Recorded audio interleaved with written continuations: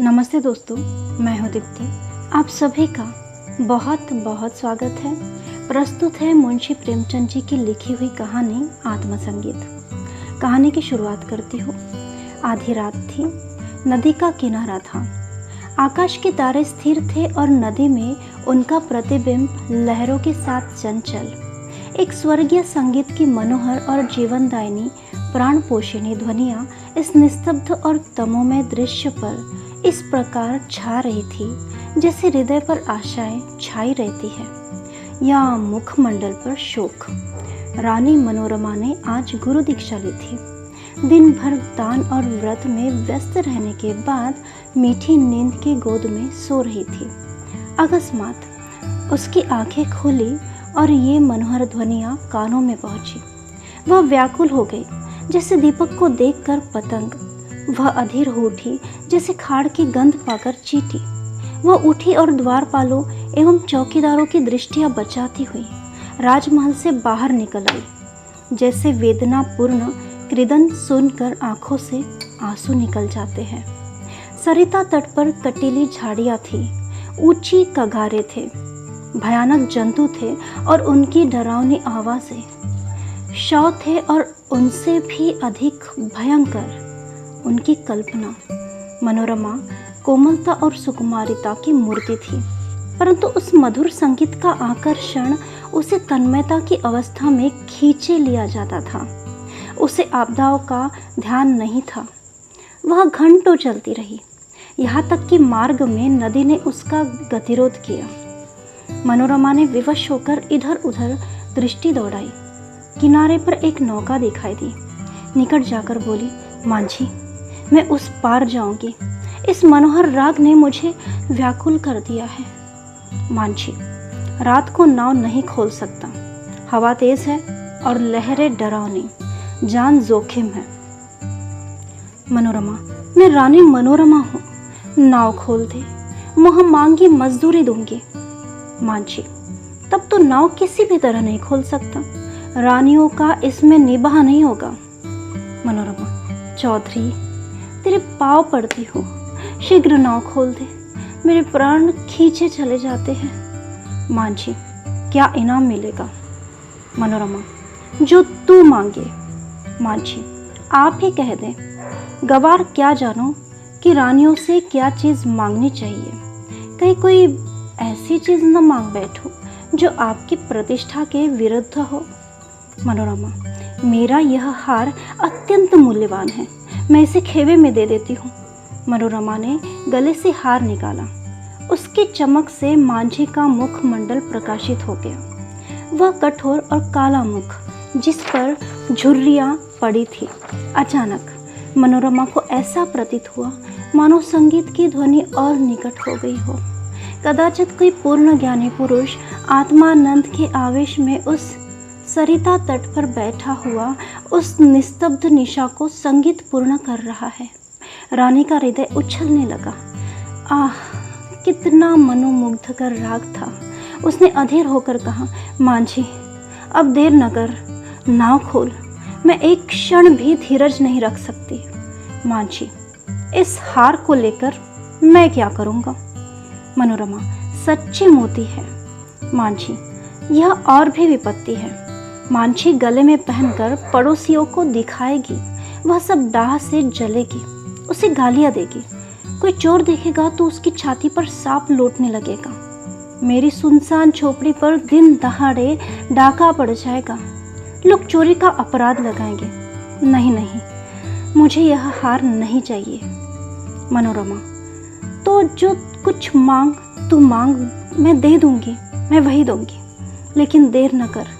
मुझे अब धैर्य नहीं है, प्रतीक्षा करने की तनिक भी शक्ति नहीं है। इन राग की एक एक तान मेरी आत्मा को तड़पा देती है। मांझी, इससे भी अच्छी कोई चीज़ दीजिए। मनोरमा, अरे निर्दयी, तू मुझे बातों में लगाए रखना चाहता है। मैं जो देती हूँ वह लेता नहीं, स्वयं कुछ मांगता नहीं। तुझे क्या मालूम मेरे हृदय की इस समय क्या दशा हो रही है। मैं इस आत्मिक पदार्थ पर अपना सर्वस्व न्योछावर कर सकती हूँ। मांझी, और क्या दीजिएगा? मनोरमा, मेरे पास इससे बहुमूल्य कोई वस्तु नहीं है, लेकिन तू अभी नाव खोल दे तो प्रतिज्ञा करती हूँ कि तुझे अपना महल दे दूंगी, जिसे देखने के लिए कदाचित तू भी कभी गया हो। विशुद्ध श्वेत पत्थर से बना है, भारत में इसकी तुलना नहीं है। मांझी हंसकर, उस महल में रहकर मुझे क्या आनंद मिलेगा, उल्टे मेरे भाई बंधु शत्रु हो जाएंगे।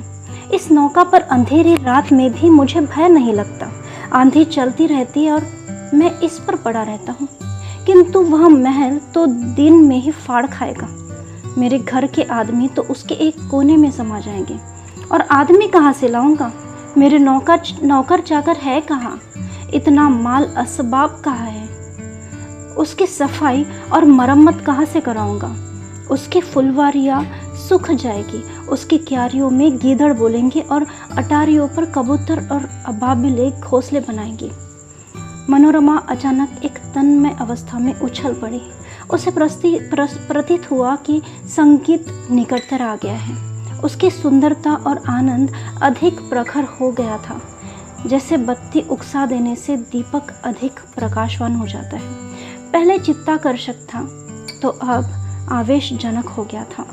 मनोरमा ने व्याकुल होकर कहा, आह, तो फिर अपने मुंह से क्यों कुछ नहीं मांगता? कितना विरागजनक राग है ये, कितना विवल कर देने वाला राग है। मैं अब तनिक भी धीरज नहीं धर सकती। पानी उतार में जाने के लिए जितना व्याकुल होता है, श्वास हवा में के लिए जितनी विकल होती है, गंध उड़ जाने के लिए जितनी व्याकुल होती है, मैं उस स्वर्गीय संगीत के लिए उतनी ही व्याकुल हूँ। उस संगीत में कोयल सी मस्ती है, पपीहे सी वेदना है, श्यामा की सी विभलता है, झरनों सा जोर है, आंधी सा बल है। इसमें वह सब कुछ है। इससे विवेकाग्नि प्रज्वलित होती है, जिससे आत्मा समाहित होती है और अंतकरण पवित्र होता है। मांझी, अब एक क्षण का भी विलंब मेरे लिए मृत्यु की यंत्रणा है। शीघ्र नौका खोल। जिस सुमन की यह सुगंध है, जिस दीपक की यह दीप्ति है, उस तक मुझे पहुंचा दो। मैं देख नहीं सकती, इस संगीत का रचयिता कहीं निकट ही बैठा हुआ है, बहुत ही निकट। मांझी, आपका महल मेरे काम का नहीं है, मेरी झोपड़ी उससे कहीं अधिक सुहावनी है। मनोरमा, हाय, अब मैं तुझे क्या दूं? यह संगीत नहीं है, यह इस सुविशाल क्षेत्र की पवित्रता है। यह समस्त सुमन समूह का सौरभ है, समस्त मधुरताओं की माधुरी है, समस्त अवस्थाओं का सार है। नौका खोल। मैं जब तक जीऊंगी तेरी सेवा करूंगी, तेरे लिए पानी भरूंगी, तेरी झोपड़ी बुहारूंगी। हाँ, मैं तेरे मार्ग के कंकड़ चुनूंगी, तेरे झोपड़े के फूलों को सजाऊंगी, तेरे झोपड़े को फूलों से सजाऊंगी, तेरी मांझिन के पैर दबाऊंगी। प्यारे मांझी, यदि मेरे पास 100 जानें होती तो मैं इस संगीत के लिए अर्पण कर देती। ईश्वर के लिए मुझे निराश मत कर। मेरे धैर्य का अंतिम बिंदु शुष्क हो गया है। अब इस चाह में दाह है, अब यह सिर तेरे चरणों में है। यह कहते कहते मनोरमा एक विक्षिप्त की अवस्था में मांझी के निकट जाकर उसके पैरों पर गिर पड़ी। उसे ऐसा प्रतीत हुआ मानो वह संगीत आत्मा पर किसी प्रज्वलित प्रदीप की तरह ज्योति बरसाता हुआ मेरी ओर आ रहा है। उसे रोमांच हो आया, वह मस्त होकर झूमने लगी। ऐसा ज्ञात हुआ कि मैं हवा में उड़ी जाती हूँ। उसे अपने पार्श्व देश में तारे झिलमिलाते हुए दिखाई देते हैं। उस पर एक आम विस्मृत का भावावेश छा गया, और अब वही मस्ताना संगीत, वही मनोहर राग उसके मुँह से निकलने लगा। वही अमृत की बूंदें उसके अधरों से टपकने लगी। वह स्वयं इस संगीत की स्रोत थी। नदी के पास से आने वाली ध्वनियाँ, प्राण पोषिणी ध्वनियाँ उसी के मुँह से निकल रही थी। मनोरमा का मुख मंडल चंद्रमा की तरह प्रकाशमान हो गया था और आँखों से प्रेम की किरणें निकल रही थी। कहानी यही ख़त्म होती है दोस्तों। मिलते हैं एक और नई कहानी के साथ। तब तक के लिए आज्ञा चाहती हूँ। धन्यवाद।